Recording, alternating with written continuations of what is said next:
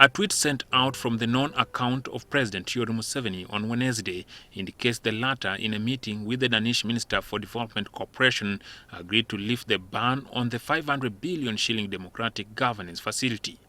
The resumption, if effected today, will mark 18 months since DGF was suspended at the height of the general elections, allegedly for aiding subversive activities. On a pleasant note, this meeting today has come after the President had announced the lifting of the DGF facility that has been under suspension.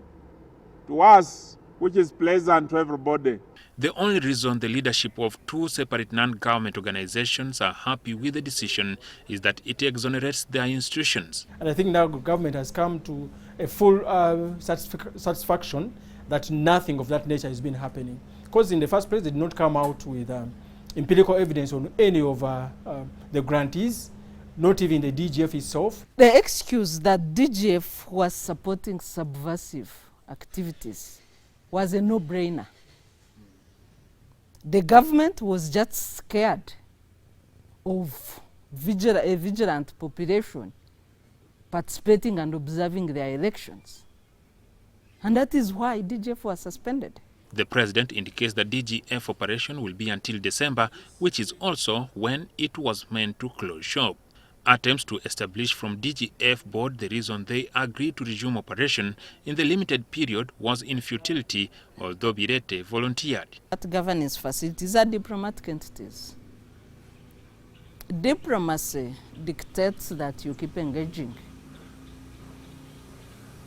So I think the countries led by the Danish minister who had a meeting with the President yesterday, they had to keep engaging because they have diplomatic relations with Uganda. They say little will be executed within the 6 months by DGF, though the performance of the organization during the period could be used to determine license renewal in case of interest by the parties. 3 months are going to be in actual activity implementation by the grantees, and then 3 months will be for winding up business.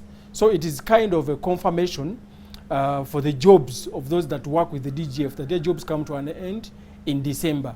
So the hope there seems to be nowhere. Several government agencies, including Office of the Director of Public Prosecution, Parliament, districts and multiple non-government organizations were being bankrolled by DGF. Sempala says his organization was receiving about 50% of its funding from DGF. The tweet from the President's handle shows that the decision for lifting of the ban is yet to be communicated to relevant government departments. However, if effected, it will only aid the fund to wind up or negotiate renewal. Jackson Onyango, NTV. And I would like to